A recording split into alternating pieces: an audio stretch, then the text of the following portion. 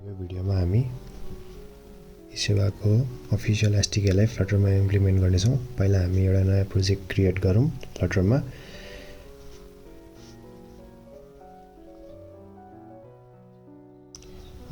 Initially हामी एन्ड्रोइडको लागि implement गर्नेछौँ अनि भिडियोको लास्टमा हामी iOS डिभाइसेसको लागि नि इम्प्लिमेन्ट गर्नेछौँ।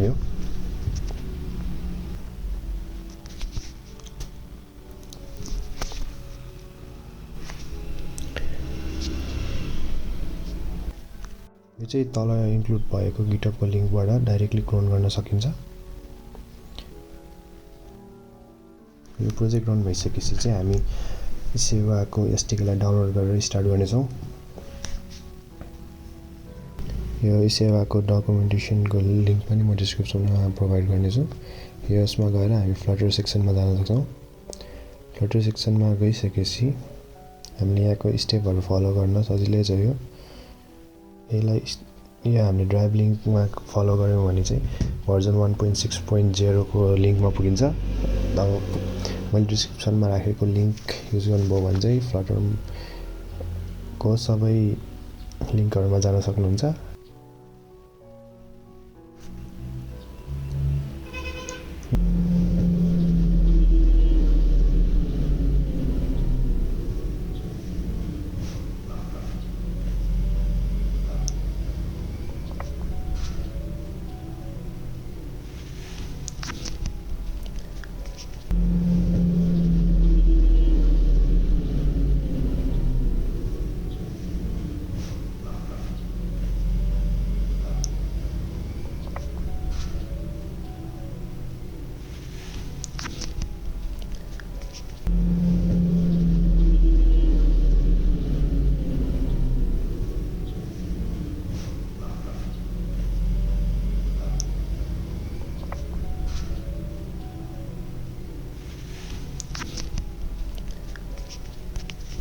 यो डाउनलोड भइसकेपछि हामी अब अर्को स्टेपमा जान्छौँ। अर्को स्टेपमा चाहिँ हामीले यो SDK लाई प्रोजेक्ट डाइरेक्टरीमा कपी गर्नुपर्ने हुन्छ। यो SDK लाई अब रिनेम गर्यो भने चाहिँ YAML फाइलमा चेन्ज गर्दाखेरि सजिलो हुन्छ। त्यही भएर म चाहिँ यसलाई रिनेम गर्छु। प्रोजेक्टको फोल्डरको कतै पनि राख्न सकिन्छ यसलाई चाहिँ।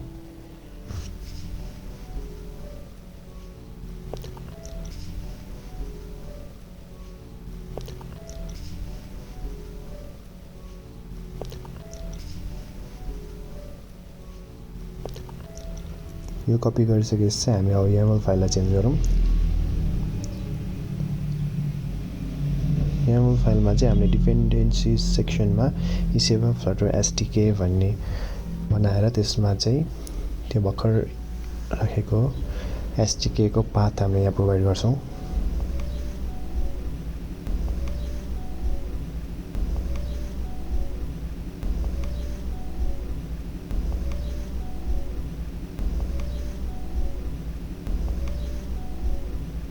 त्यसपछि हामी एन्ड्रोइडको अर्को स्टेपमा जान्छौँ। यसमा चाहिँ हामीले एन्ड्रोइड manifest.xml फाइललाई चेन्ज गर्नुपर्ने हुन्छ।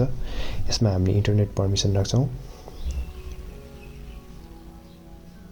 पहिल्यै छ भने यो राख्नु परेन। त्यसपछि हामीले एप्लिकेसन ट्यागमा नि एउटा लाइन राख्नुपर्ने हुन्छ। यसलाई चाहिँ हामीले कपी गरेर एप्लिकेसन ट्यागमा लगाएर राख्छौँ।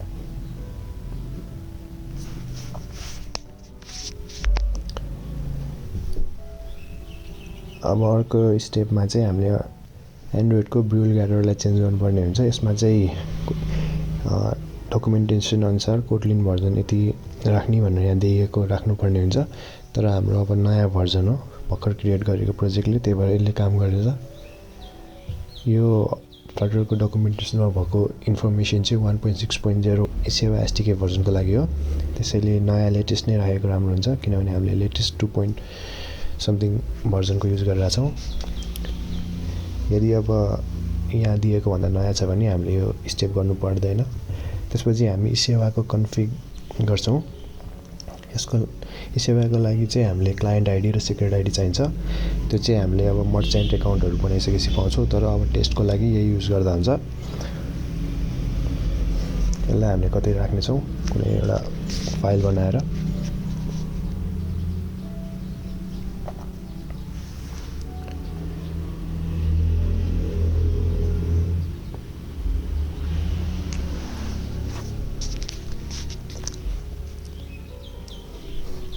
अब डार्टमा युजरली कन्स्ट्यान्ट बनाउँदा अगाडि स्मल के ले डिनोट गर्छौँ।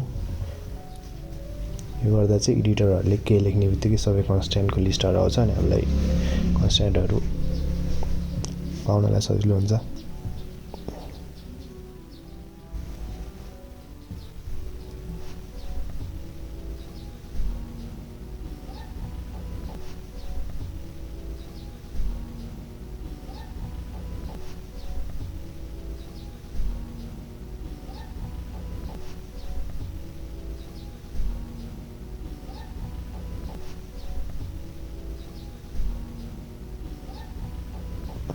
अब हामी सेवाको पेमेन्ट फङ्सनालिटीलाई इम्प्लिमेन्ट गर्न जाँदैछौँ। पहिला एउटा सेवा भन्ने क्लास बनाऊ अनि त्यसमा पे भन्ने एउटा फङ्सन बनाऊ।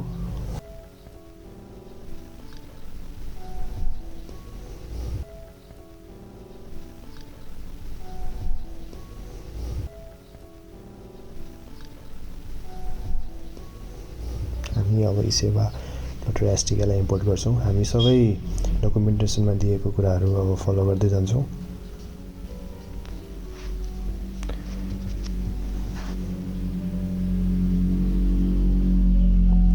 Esewa Flutter SDK.init payment भन्ने मेथड हामीले युज गर्छौँ। त्यसमा चाहिँ हामीले Esewa config दिनुपर्ने हुन्छ।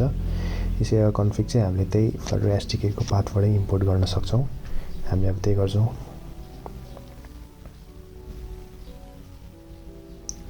यो गरिसकेपछि हामीले टेस्ट इन्भाइरोमेन्ट चाहिँ environment.test राखेको छौँ।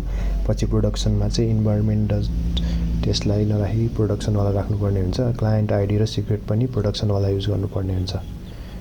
अब हामी डकुमेन्टेसनमा गएर Esewa पेमेन्ट, अन पेमेन्ट सक्सेस, अन पेमेन्ट फेलियर, अन पेमेन्ट क्यान्सलेसन नि इम्प्लिमेन्ट गर्छौँ। पहिला हामीले यसलाई इम्पोर्ट गरौँ। इम्पोर्ट गरिसकेपछि हामीले यहाँ इन्फर्मेसनहरू राख्छौँ।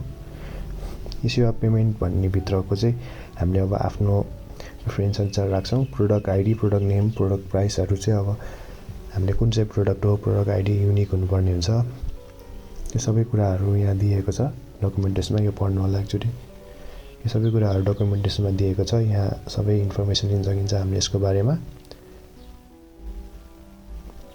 यो गरिसकेपछि अब हामी अहिले टेस्टको लागि यहाँ भएको युज गरौँ।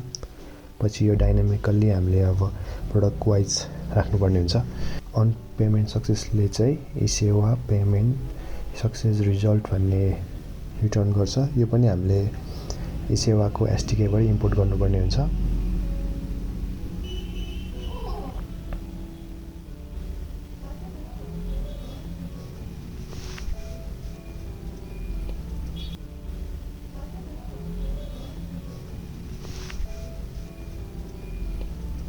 यो इम्पोर्ट गरिसकेपछि चाहिँ हामीले यहाँ आउने डेटाहरू युज गरेर भेरिफिकेसनको लागि युज गर्न सक्छौँ। अन फेलियरले चाहिँ पेमेन्ट यदि फेल भयो भन्नेको लागि हो। यो हामीले पहिला केही प्रिन्ट गरेर हेरौँ। हामी टेस्टको लागि चाहिँ भेरिफिकेसन नगरिकन प्रिन्टै गरेर हेर्छौँ।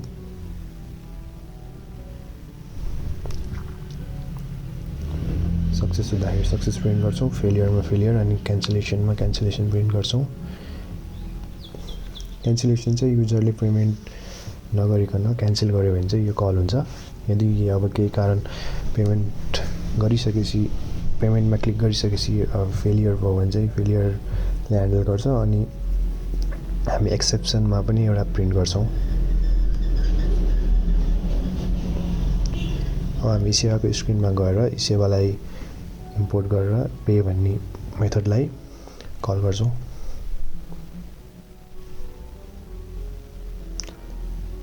हामी डकुमेन्टेसनमा भएको सबै कुरा गरिसक्यौँ। अब एकचोटि एउटा भेरिफाई भन्ने फङ्सन पनि राखौँ। यो फङ्सन चाहिँ अब आफ्नो एपिआई कसरी इन्टिग्रेट भएको छ त्यो अनुसार हुन्छ। यसले चाहिँ हामीले अब पेमेन्ट गरिसकेपछि त्यो पेमेन्ट भयो कि भएन भनेर ब्याकएन्डसँग कन्ट्याक्ट गरेर भेरिफाईको लागि यो युज गर्छौँ। यो चाहिँ अब पेमेन्ट हामीले Esewa पेमेन्ट गरेपछि एउटा पपअप आउँछ। त्यसपछि चाहिँ यो आफै कल हुन्छ सक्सेस हुने बित्तिकै।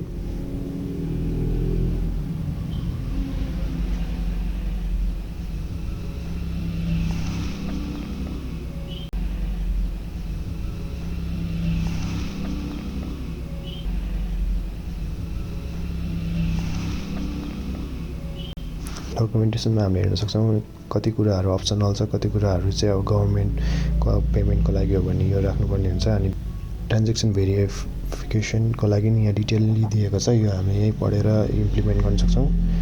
यो सबै पढ्यो भने चाहिँ हामीले भेरिफिकेसन सबैको बारेमा इन्फर्मेसन लिन सक्छौँ।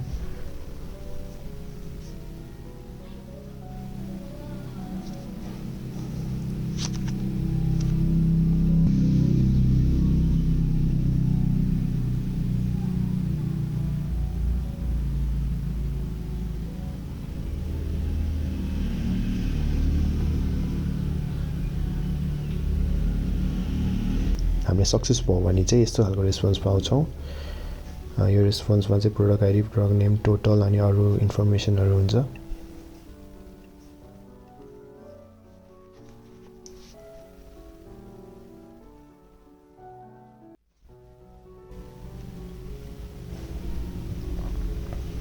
हामी अब एकचोटि यसलाई रन गरेर हेरौँ एन्ड्रोइड डिभाइसमा।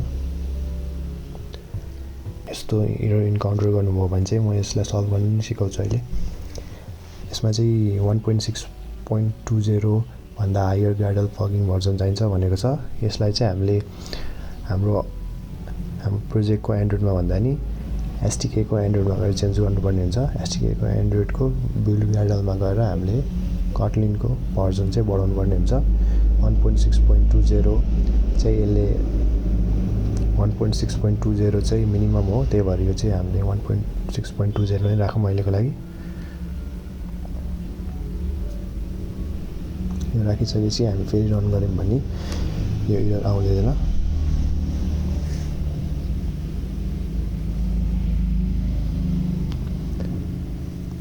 हामीले इनिसियली बनाएको स्क्रिनै खोल्यो। अब हामी पे विथ इसेवा अनि क्लिक गरौँ। यो पेमेन्ट पेजमा राख्नलाई हामीले क्रिडेन्सियल्स चाहिँ इसेवाको डकुमेन्टेसनमा इपेको लास्टतिर पाउनेछौँ। यहाँ भएको इसेवा आइडी र पासवर्ड चाहिँ nepal@123।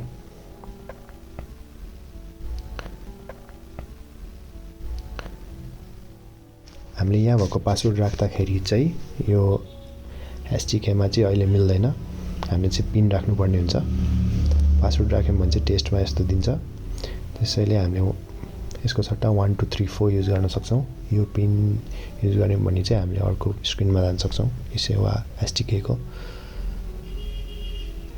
अब यहाँ चाहिँ भेरिफिकेसन कोड राख्नुपर्ने हुन्छ, तर टेस्टमा हामीले भेरिफिकेसन कोड पाउँदैनौँ। त्यही भएर हामीले 1 2 3 4 5 6 राख्दाखेरि यहाँ फरक पर्दैन।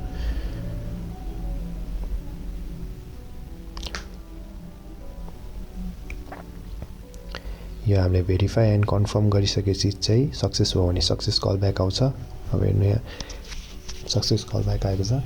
यसको मिनिङ चाहिँ हामीले पेमेन्ट सक्सेसफुल भयो भनेर त बुझ्न सक्छौँ। यहाँ माथिपट्टि हामीले आउने रेस्पोन्स पनि देख्न सक्छौँ।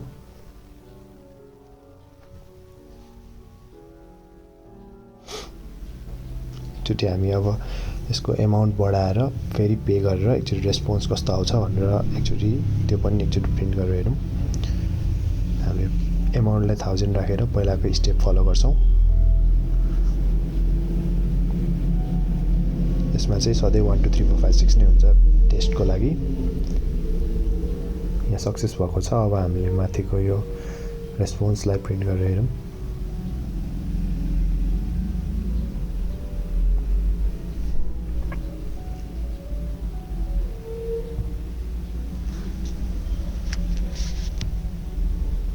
यो रेस्पोन्सलाई चाहिँ कतै अब जेसन फाइल बनाएर हामीले हेर्न सक्छौँ।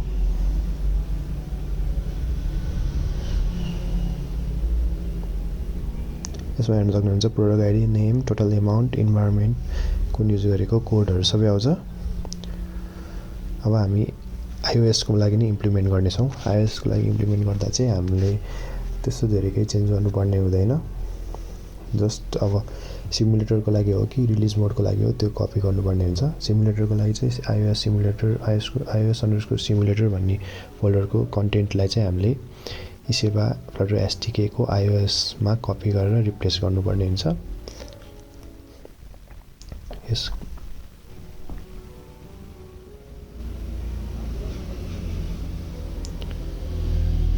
पहिला हामीले डाउनलोड गरेको एसडीकेमा चाहिँ सिमुलेटरकै हुन्छ, त्यही भएर हामीले अब गरिरहनु चाहिँ पर्दैन टेस्टको लागि चाहिँ।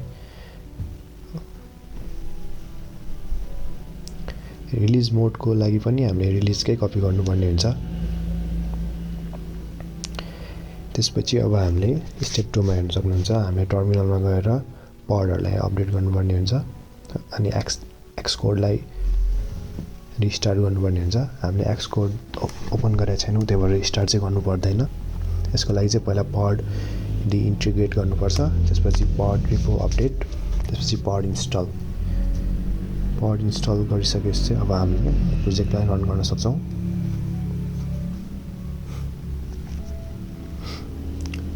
अब हामी प्रोजेक्टलाई रन गर्छौँ। iOS को लागि बिल्ड भइसकेपछि हामी अघि एन्ड्रोइड जस्तै सक्सेस रिजल्ट आउँछ कि आउँदैन हेर्नेछौँ।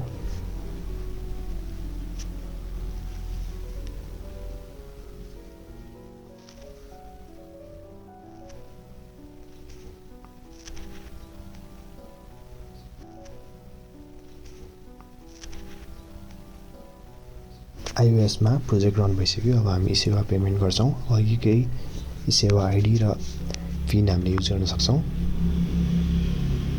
पिन चाहिँ 1 2 3 4 नै हुन्छ। अब यसमा पनि हामीले 1 2 3 4 5 6 नै युज गर्छौँ।